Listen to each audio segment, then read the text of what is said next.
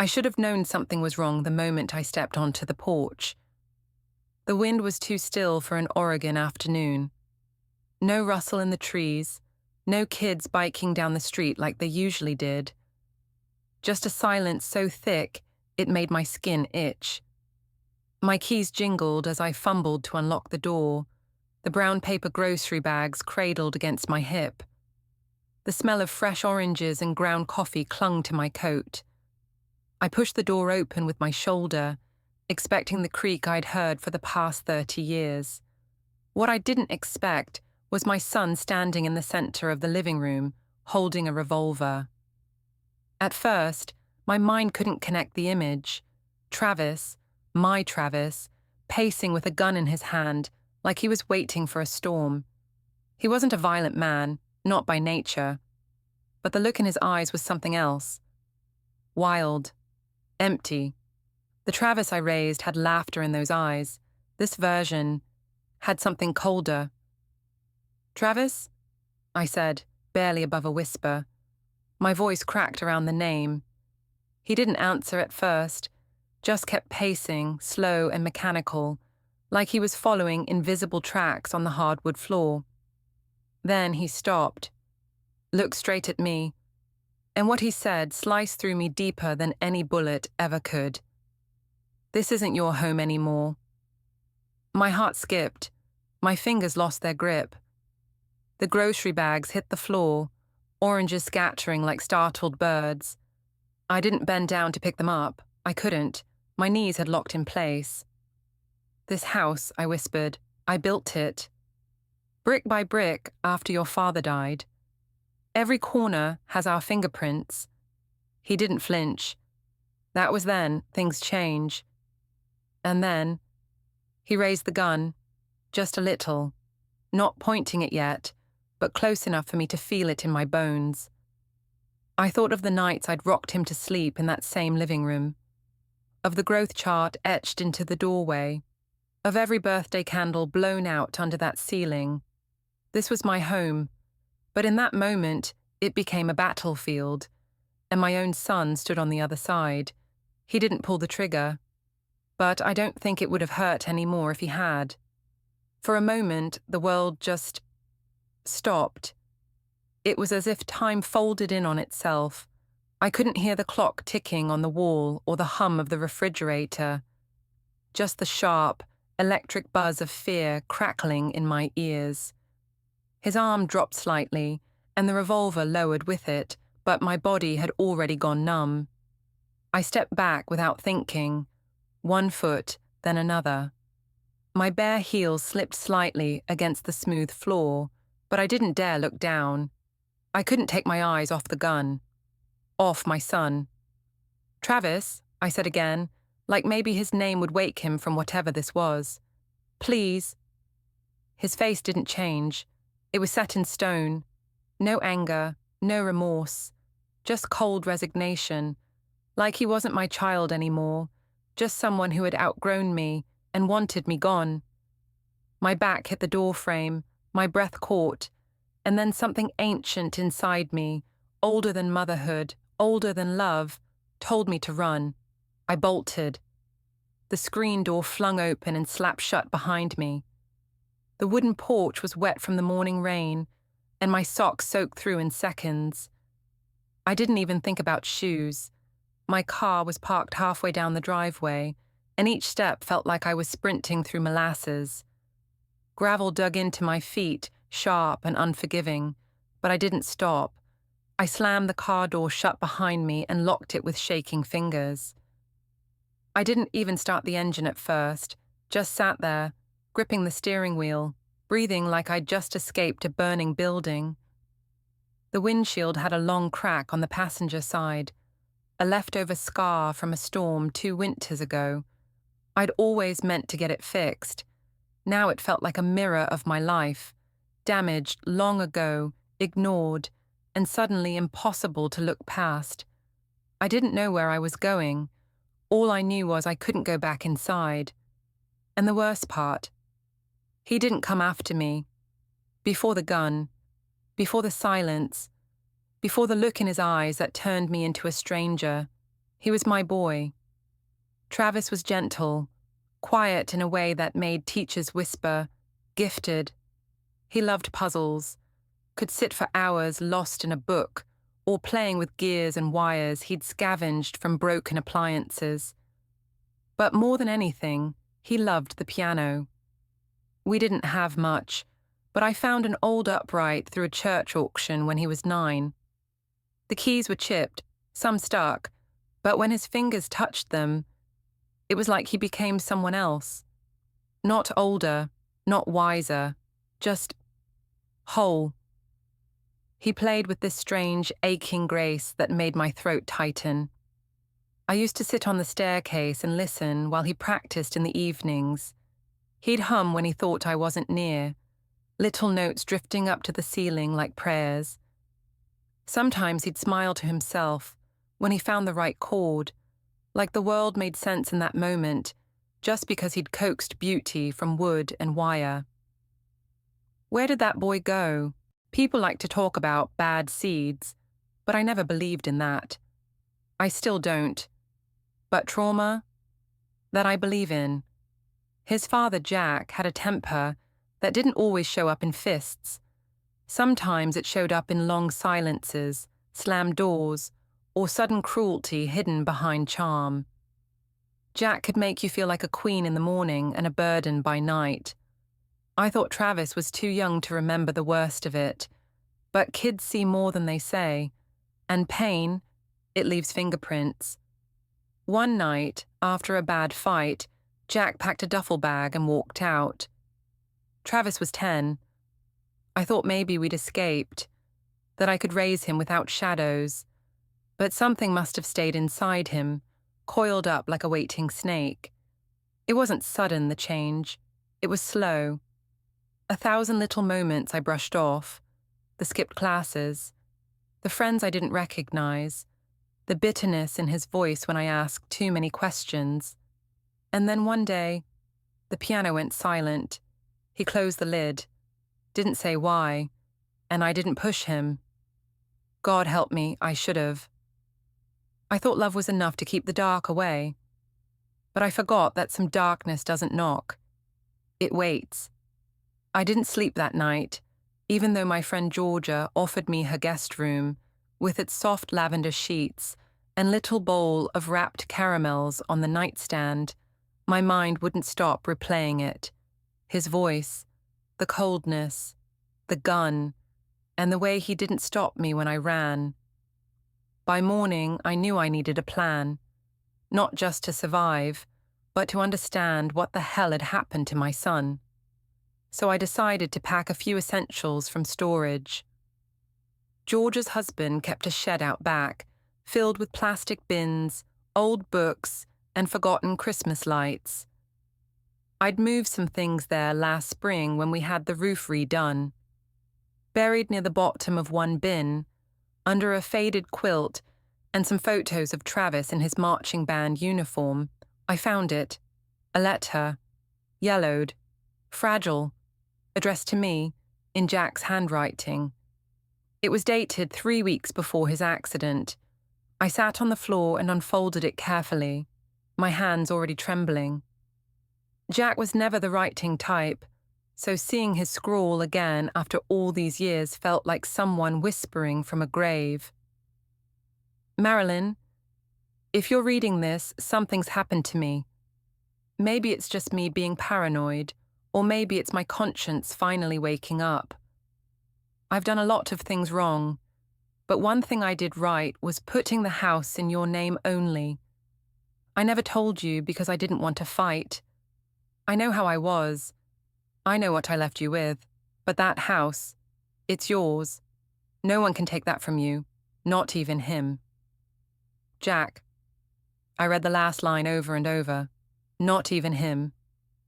My stomach twisted. Was he talking about Travis? Jack always saw too much of himself in that boy. Maybe that's why he pulled away near the end. Maybe he saw what I refused to. I pressed the letter to my chest, the paper soft and crumbling like ash. That house, it was mine. Not just in spirit, but in law. And suddenly, I felt something I hadn't felt since I fled barefoot down my driveway. Leverage. 2 days later, I drove into town with the letter folded carefully in my purse. I didn't tell Georgia where I was going. Not because I didn't trust her, but because this part was mine. It felt private, sacred in a strange way. Like if I said it out loud, the truth might lose its power. The county clerk's office sat just off Main Street, wedged between a barber shop and a hardware store that still smelled like rust and wood shavings. I hadn't been inside in years, not since renewing my vote to registration after Jack died. The woman behind the desk wore a sunflower pin and glasses that slid down her nose every time she looked at a screen. Her name tag read Brenda, and she greeted me with a smile so sweet I almost forgot why I was there. Almost. "I'm looking for property records," I said, trying to keep my voice steady, "for 142 Sycamore Drive." Brenda clicked a few keys, then leaned into the monitor. "Let's see here. Yep, here we are. House built in 1989. Ownership last updated in 2003. She turned the screen toward me. Owner, Marilyn Rose Whitaker. Just me. No and spouse. No co-owner. Just me. I felt a wave of something between relief and nausea. It was one thing to read it in a letter, another to see it there, in legal black and white. "Could I get a printed copy?" I asked. Brenda nodded. "Sure thing, hon." A minute later, I had the paperwork in my hands. Cold, tangible, mine. But as I stepped back out onto the sidewalk, sunlight catching on the courthouse dome above, that sense of power flickered. I owned the house, but I didn't own the man standing inside it. A deed was paper, a gun was steel. And I knew, deep in my bones, that if I wanted my home back, my life back, I'd need more than legal proof. I'd need courage I wasn't sure I still had. I wasn't planning on snooping. But when someone points a gun at you, the rules change. Back at Georgia's, I sat at her kitchen table with a mug of lukewarm tea and that deed resting beside me like a shield. I should have felt safer. Instead, I felt hunted, like I'd survived the first blow, but the second was still coming, and this time it wouldn't miss. So I started digging, not into Travis's room. He'd already made that place his fortress, but into his trail, his digital footprints. I still had access to the old shared laptop, the one he used before things got tense between us. I'd kept it mostly out of habit, though the screen had flickered for years. I booted it up, heart-hammering. Emails, trading apps, Discord chats I didn't understand. Words like leverage and altcoin and burned liquidity blinked back at me. I clicked through months of charts and transactions, and then I saw it, minus $47,812, gone. In 1 week, gone. My breath caught. I stared at the number until it blurred. I don't pretend to understand cryptocurrency. To me, it all felt like monopoly money with neon lights. But that number, that loss, it was real. I saw the screenshots he'd sent to someone, maybe a friend, maybe a stranger. It was supposed to go up. Everyone said it would bounce back. I can't tell her. She'll never forgive me. I have to fix this. Fix this. Was that what the gun was about? Was I just collateral in his plan to reclaim control? A loose piece on the board? Suddenly, things started clicking. The rage, the detachment, the way he looked right through me that day, as if I was just in the way. He was desperate, and desperate men don't think, they survive. But what chilled me wasn't just the money. It was how alone he had been in all of it, how far he'd drifted into a world I didn't recognize, a world I wasn't even allowed to enter, And maybe, just maybe, he blamed me for that. After all, I'd taught him to save, to fear debt, to distrust shortcuts. But I hadn't taught him what to do when the ground fell out beneath him. And now, I wasn't sure if either of us would survive the fall. Her office still smelled like cinnamon. Maya used to keep a little diffuser on the windowsill, back when I started seeing her after Jack died. I remember thinking it was a strange detail to notice when your world's falling apart, but grief turns you into a collector of smells, sounds, textures, anything that reminds you you're still alive. It had been years since I'd sat on that couch across from her, but the moment I walked in, her face softened like she'd just seen a long-lost friend. "Marilyn?" she asked gently, setting her tea down. I nodded. I didn't even try to fake a smile. She didn't ask me why I was there. Just motioned to the same spot I used to sit in. The cushions remembered me. I sank in slow, like I was returning to some version of myself that still believed in healing. "I'm not sure where to start," I whispered. "That's okay," she said. "Start anywhere." So I did. I told her about Travis, the gun, the letter, the money, the silence. It all spilled out of me in tangled threads. And through it all, she listened.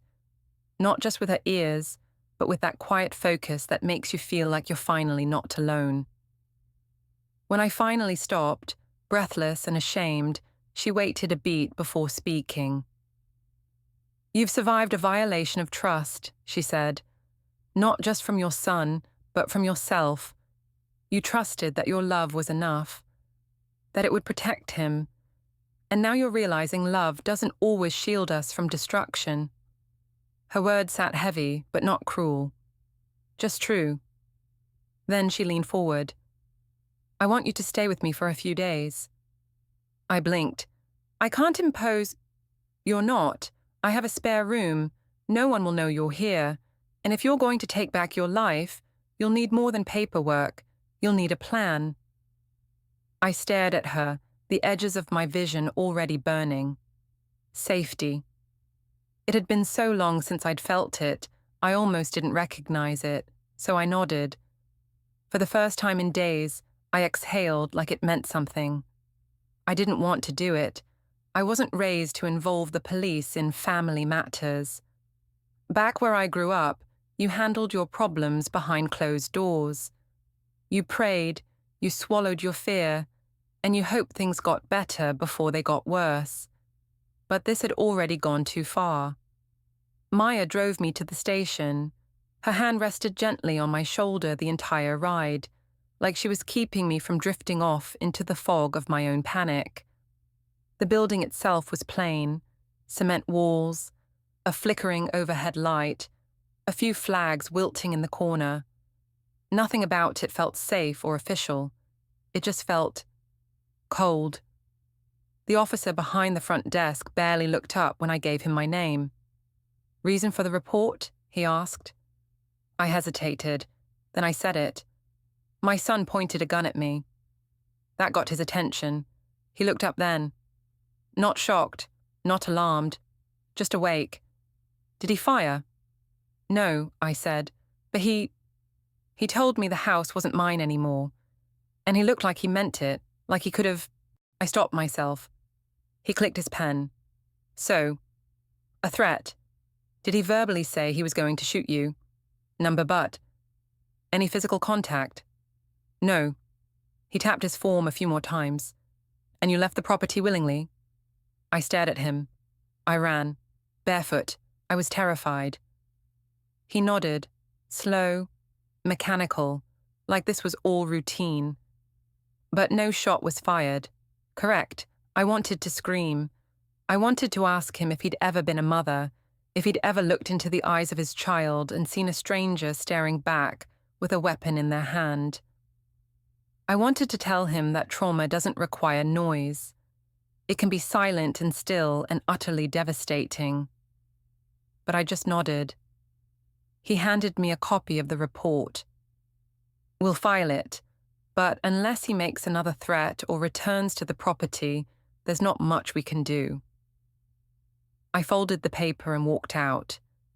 It felt thinner than I expected, like the truth I carried didn't weigh enough to matter. I hadn't seen the inside of that bank vault in over 15 years. It smelled like dust and cold metal. The same thick silence as a cemetery. A place for things too heavy for everyday drawers, birth certificates, insurance papers, and secrets you can't bury anywhere else. The clerk led me back, sliding the box from its narrow slot and placing it on a grey table. My hands trembled as I turned the key. It clicked open like it had been waiting. Inside were envelopes, deeds, a few faded photographs, Jack's will. And then, at the very bottom, wrapped in a manila folder, I saw it, his journal. Jack wasn't the writing type, not by nature. But after his heart attack scare in 2006, he'd taken to scribbling his thoughts late at night. I never read it before. Said it was his way of not exploding. I let him have that space. But now, I needed to know the things he never said. I brought it back to Maya's house, sat on the edge of the bed, and flipped through it slowly.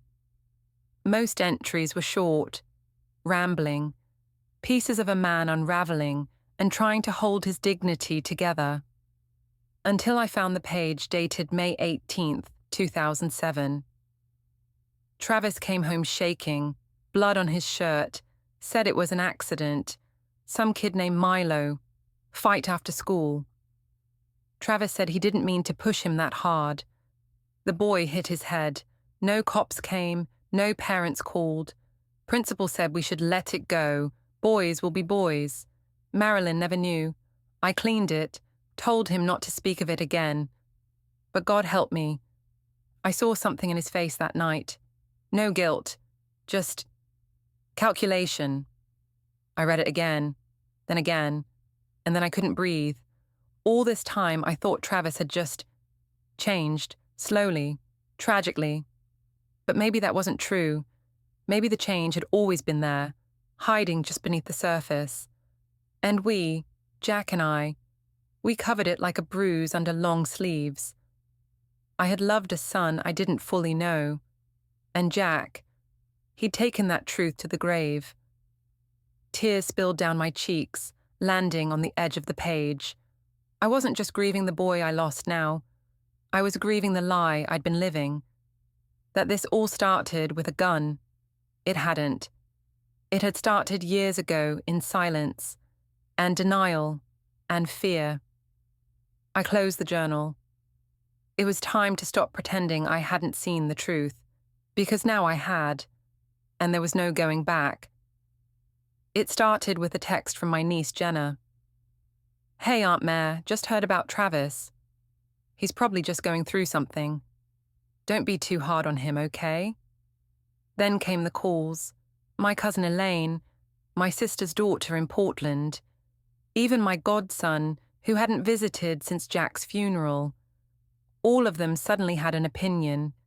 They used the same words, like they were reading from a script written by guilt and ignorance. "He's under a lot of pressure. Crypto's been brutal on everyone. He didn't actually shoot though, right? You're sure it wasn't a misunderstanding?" Every syllable chipped away at my sanity. I wanted to scream. He pointed a loaded weapon at me. But instead, I listened in stunned silence as people I'd loved all my life defended the boy who had turned me into a refugee from my own home. Maybe it was easier for them. Easier to believe I was exaggerating than to accept that Travis, polite, piano-playing Travis, could do something monstrous. "He's always been sweet to me," Jenna had said. "I just don't see him like that." I wanted to say, "Then you haven't really seen him at all." By the fourth call, I stopped answering. I watched the phone light up again and again, their names glowing like little betrayals in my palm. That night, I sat on Maya's porch, wrapped in a quilt, watching the stars flicker behind the pine trees. The cool air pressed against my face like judgment. They didn't get it. They didn't know what it was like to feel the heat of your child's breath while he held a weapon in your direction. They didn't know what it was like to lose your sense of safety in the one place that used to be sacred. They called it overreacting. But inside me, something had snapped loose.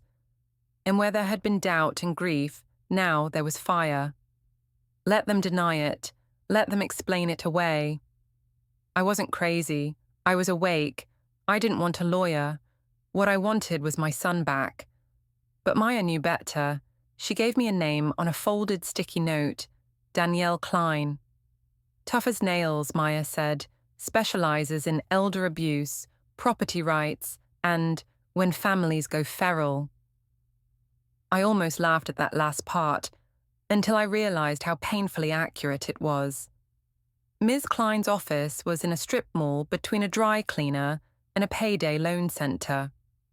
No mahogany desk, no chandelier, just filing cabinets, harsh fluorescent lights, and a coffee machine that looked older than Travis. But when she looked at me, I didn't feel small. She didn't interrupt. She didn't blink. She let me talk for 20 minutes straight about the house, the deed, the gun, the silence, the letter, the crypto losses, the journal, the family gaslighting me into submission. When I finally stopped to catch my breath, she leaned back in her chair and said 4 words that cracked something open in my chest. "You're not crazy, you're cornered." I stared at her, no pity in her eyes, just resolve. "You're not the first mother I've seen held hostage in her own home," she said, "and I'll be damned if you're the last." A slow heat built in my ribs, not shame, not fear, hope. She explained what we could do, quietly, carefully. An official letter of trespass, a restraining order petition, emergency claim protections, and, if it came to it, court. "I want to handle this clean," I told her. "No drama." Her smirk was quick and dry. "No such thing, Mrs. Whitaker, but we'll make it legal, and loud enough that the right people listen." When I walked out of that office, paperwork in hand, I still didn't know how this would end. But for the first time since that awful day, I knew I wasn't alone in the fight. It came in a plain white envelope. No stamp, no return address. Just slid under Maya's front door sometime around dawn. I saw it sitting there while I made coffee, like a snake curled on the welcome mat. I picked it up with shaking hands. Inside was a typed letter. Clean, formal, legal-sounding. It was labeled "Notice to Vacate Premises" and addressed to me, Marilyn Rose Whitaker, as if I was some squatter squatting in someone else's memory. The letter claimed that due to my deteriorating mental state, I was a danger to myself and others, that the property at 142 Sycamore Drive was no longer safe for me, that I had 72 hours to remove all personal belongings and vacate the premises or face law enforcement action. At the bottom was a signature, Travis Whitaker, my son. I stared at it, my breath going still in my lungs. Not from fear, from disbelief. My name was on the deed. I had the papers. The law was on my side. But here he was, filing an eviction notice like I was the invader, like I was the one who'd brought violence into our home. I sat down on Maya's steps and read it again. And again. And that's when it hit me. This wasn't just about money, or power, or some crypto-fueled meltdown. He was trying to erase me. Erase my place in that house, in that family, in his memory. Rewrite the story so that I was the problem, the burden, the broken one. So when people asked what happened, he could shrug and say, "She lost it." Had to let her go. It wasn't just paper, it was psychological warfare. And somewhere in the pit of my stomach, I knew this wouldn't be the last move he made. I folded the letter neatly and placed it back in the envelope. Then I walked into Maya's kitchen, poured myself a fresh cup of coffee, and stared out the window at the mist rolling off the hills. He wanted a war of perception. Fine, let him come. I still had truth on my side, and I was done being quiet. I wasn't expecting the call. It came late, past 10, when most of the world had gone quiet, and the only sound was the occasional creak of Maya's old floorboards. I nearly let it go to voicemail myself, but something told me to answer. It was Jenna, the same niece who told me I was overreacting. Her voice shook. "Aunt Marilyn," she whispered, "I think you need to hear something." She didn't waste time. She forwarded me an audio file, no context, no commentary, just a single message that had been passed around in a group chat, then leaked to her by a friend of a friend who used to work with Travis. I hesitated, then hit play. "She's going to be out soon, one way or another. I got a plan. Doesn't matter if she cries to the cops. Paperwork's already in motion. People believe what you tell 'em, bro. She's crazy now. You just got to say it enough times." Silence. My fingers clenched around the phone.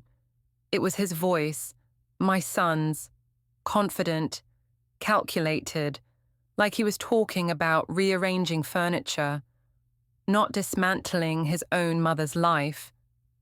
I played it again and again, each word carved deeper, one way or another. "She's crazy now. I got a plan."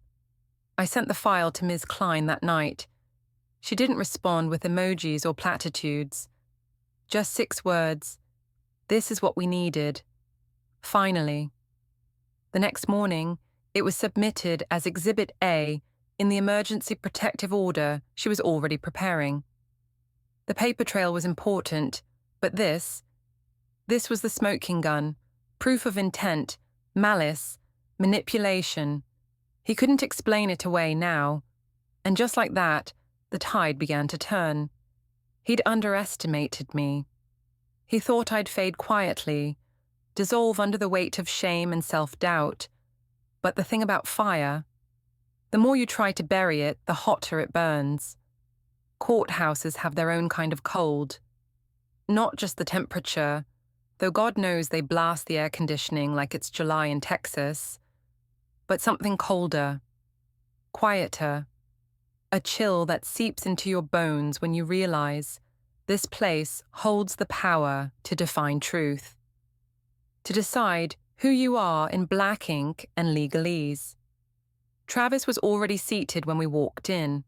His suit didn't fit quite right, too sharp on the shoulders, too long in the arms, but the smugness fit him just fine. He didn't look at me, not once. Just sat beside his lawyer, a man with a chin like a razor blade and a voice full of condescension. Ms. Klein wore a navy blue blazer and a face like stone. She didn't flinch, didn't blink, just nodded once as I took my seat behind her, then began.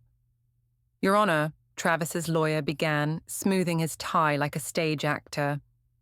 "We are here today because my client is deeply concerned for the welfare of his mother, who, due to her advanced age and deteriorating mental condition, has become a danger to herself and her property." He paused, letting that sentence hang like fog. "She has made allegations that are both unprovable and, frankly, irrational. No gun was fired. No violence occurred. This is a case of a confused woman misinterpreting a difficult conversation. My client only wishes to help her transition peacefully into care." I felt bile rise in my throat, but Ms. Klein didn't rise to it. She stood calmly, walked to the center of the courtroom, and placed a neatly organized binder on the table. "Exhibit A through G, Your Honor. Deed of property solely in my client's name. A letter from her late husband confirming ownership. Screenshots of financial loss incurred by Mr. Whittaker. A police report. And lastly, an audio recording in Mr. Whittaker's own voice, stating his intent to remove my client by any means necessary, including falsified claims of instability. She pressed play. The courtroom went still. Travis's voice crackled through the speaker like a ghost without shame. She's going to be out soon. One way or another. I watched the judge's expression shift, not dramatic, but definite, like something clicked into place. When the audio ended, there was a silence so heavy it made the ceiling seem lower. Nobody smiled. Not Travis, not his lawyer, not even Miss Klein.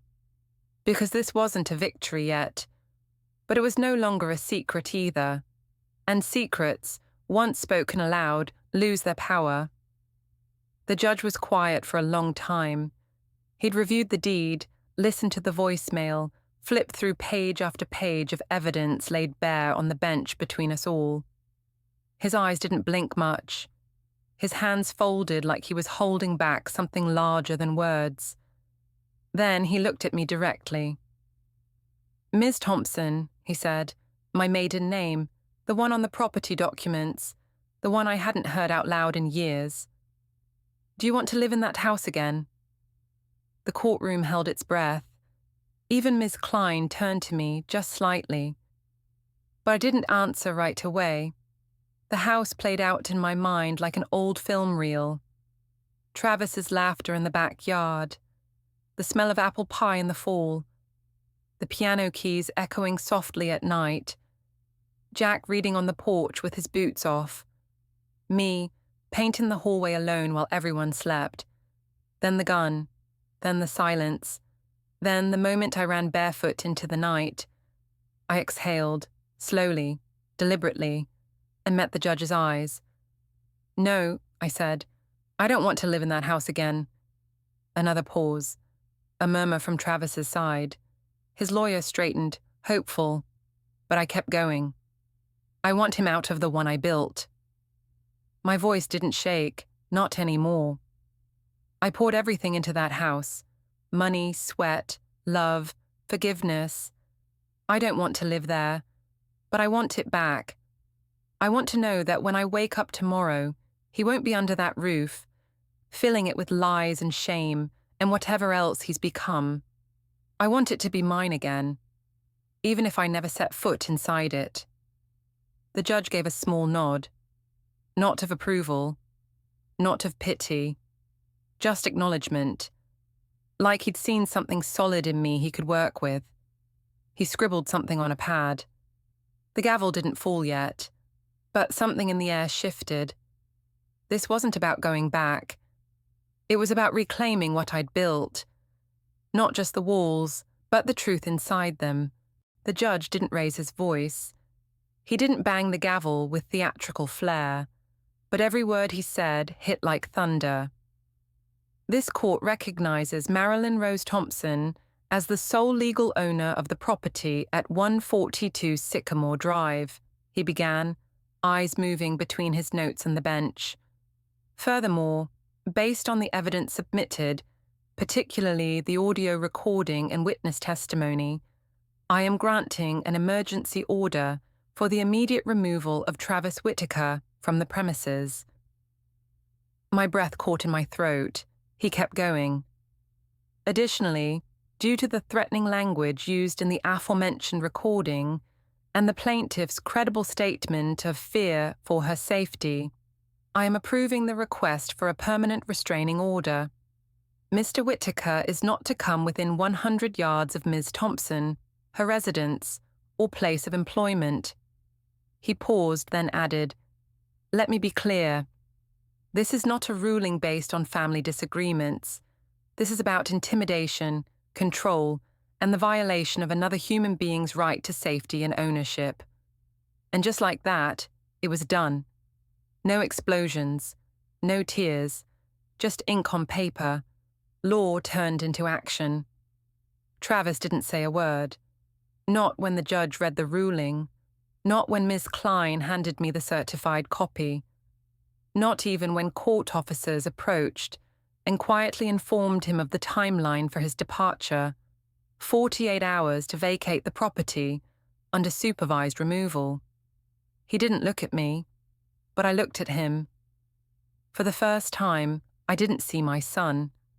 I saw a man undone by the very control he tried to wield, and I wasn't afraid anymore. When we stepped out into the Oregon sun, I didn't cry, I didn't shake, I just stood still. Like the ground had finally stopped moving beneath my feet. The front door stuck, just a little, like it always had. Some part of me expected to walk into chaos. Furniture overturned, windows cracked, bitterness smeared on the walls. But it wasn't like that. It was quiet, too quiet. The house felt hollow. Travis had taken the couch, the television, the framed prints from the hallway, even the coasters, but he'd left the piano. That old upright still sat by the window, gathering dust like a relic from a different life. I walked toward it slowly, like approaching a sleeping animal. My fingers hovered over the keys, but I didn't touch them. Not yet. I stood in the center of the living room, the very room where my son once pointed a gun at me, and I listened. No footsteps, no breath, just the distant hum of the refrigerator and the ticking of the clock Jack mounted above the mantel all those years ago. Everything felt both smaller and bigger at once. The rooms had been emptied of things, but not of memory. I could still hear Travis's laughter echoing from the walls, still smell the burnt popcorn from a movie night that went wrong, still feel the heat from a fire long since extinguished. But something else lived here now, too. Freedom. Lonely, raw, unfamiliar, but real. I closed my eyes and let the silence wrap around me. Not like a threat this time, like a beginning. This was my house again. Not because of the deed, not because a judge said so, because I walked back in, because I stayed, and because for the first time in years, I could finally breathe. I didn't rebuild everything overnight. Some mornings, I still woke up bracing for a voice that wasn't there. I'd catch myself expecting footsteps in the hallway, or the click of a door that would never open again. But healing, I've learned, is more paintbrush than dynamite. You restore slowly, stroke by stroke. The first thing I did was repaint the bedroom. Soft yellow, warm, nothing dramatic. Just enough to remind me that the past no longer owned the walls. Then I called Maya and asked if she'd still see me for sessions. She laughed gently and said, "Only if you bring coffee this time." We met every Tuesday. We talked about grief, guilt, aging, and starting again. I no longer whispered Travis's name like it might break me. I adopted a dog, a skinny little mutt with one ear that refused to stand straight and eyes that held the same exhausted kindness I saw in the mirror. I named him Echo, because he came into my life in the quiet aftermath, and somehow he filled it. We walked every morning. The neighbors waved again, some apologized, some didn't, but it didn't matter. I wasn't here to convince anyone anymore. I was here to live. I started volunteering at the local food bank again, the same one I used to drag Travis to when he was a boy, and I wanted him to see the world didn't revolve around him. There was a new energy to it now, an urgency, a gratitude. I think they could see something in me too. The house slowly came back to life, not with new furniture or fresh decor, but with laughter, with breath, with music. I finally opened the piano one morning and played a broken little melody that somehow still felt whole. I was 68 years old, and I was just beginning, not in spite of what happened, but because I refused to let it define me. I wrote the letter on a rainy Sunday, the kind of day when the clouds hang low and the world feels quieter than usual. Echo slept curled at my feet, snoring softly, while the piano sat closed beside the window. I brewed tea, lit a candle, and opened a fresh page in my old stationery set, the one I'd once used for birthday cards and holiday thank yous. But this wasn't that kind of letter. I didn't write it to forgive him. I didn't write it to get closure or answers. I wrote it to set something down I'd been carrying for too long. I started with his name, Travis. My hand hesitated after the dash, and then, slowly, the rest came. You pointed a gun at me. You told me I didn't belong in the house I built with my own hands, the house that kept you warm your entire childhood. You tried to evict me not just from brick and wood, but from your life, and maybe even from the world. But you failed. I don't write this to punish you. I've already lived through the worst of it, and I've come out the other side with something I never expected to find again, myself. I found my will to live.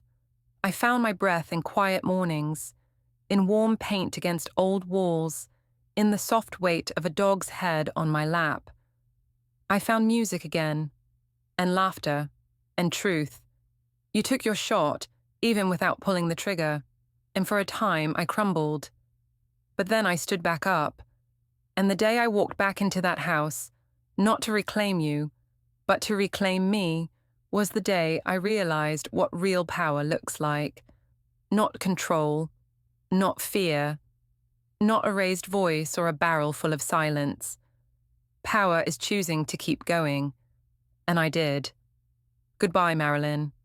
I folded the letter, slid it into an envelope, and tucked it inside the drawer by my bed. I never mailed it, because it wasn't for him, it was for me. The roses bloomed late that year.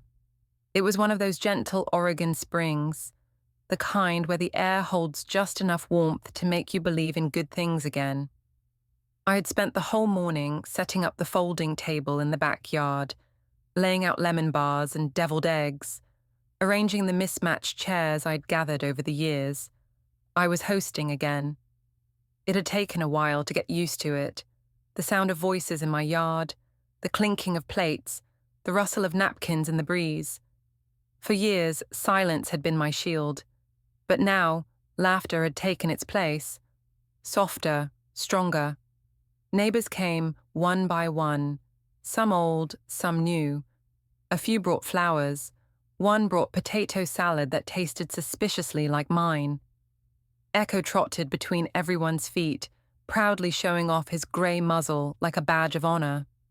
I watched them from the patio steps, a glass of iced tea sweating in my hand, sunlight touching my shoulder. And then she said it. A young woman, maybe late 20s, stood next to the lilac bush I'd planted the spring after the court ruling. She was looking around, taking it all in, the painted birdhouses, the ivy climbing the fence, the little wind chime that played notes only when the wind was kind. "You've got such peace here," she said. I smiled. Not the kind of smile that hides pain, but the kind that knows exactly where it's been. "That's because I earned it," I said, "and because I stayed." She looked at me like she wasn't sure what I meant. That was fine. I didn't need her to understand. I just needed her to feel it. The wind picked up then, not strong, just enough to stir the chimes and ruffle the napkins. I closed my eyes, and for the first time in a long, long time, I didn't see a boy with a gun or a courtroom with no smiles. I saw my home, not just the house, not just the deed, but the life I reclaimed inside it.